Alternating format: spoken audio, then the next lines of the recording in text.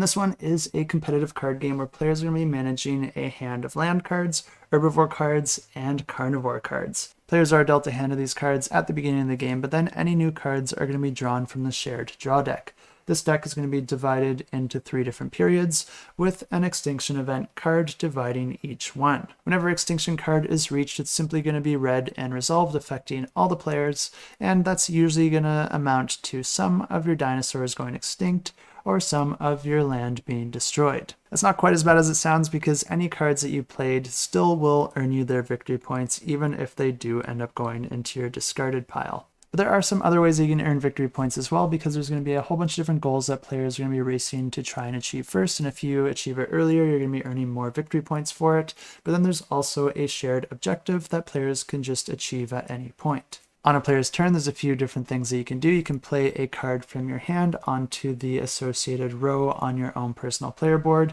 And of course, the land cards can only go into the land row, the herbivores can only go into the herbivore row, and the carnivores can only go in the carnivore row. But no matter which one of these cards that you decide to play, they normally do come with some sort of cost that you have to play in order to put that onto your board, and it usually comes in the form of discarding other cards in your hand. But once you do have some cards played to your board, this opens up another option on your turn, because you can pay the associated cost in order to activate those cards. A lot of these cards will have an ability that you can activate once a turn, but some of these cards could also do other effects, like giving you an ongoing effect, or even scoring potential for the end of the game. And there is one more thing that you can do on your turn, but you can only do this one once per turn, and that's to discard 2 cards from your hand to either discard a card from your player board into the discard pile, and like I said, you still do keep the victory points for that at the end of the game, or instead you could choose to draw 2 cards from the draw deck. And something that I really like about this game is that there are some restrictions when it comes to playing the cards onto your board.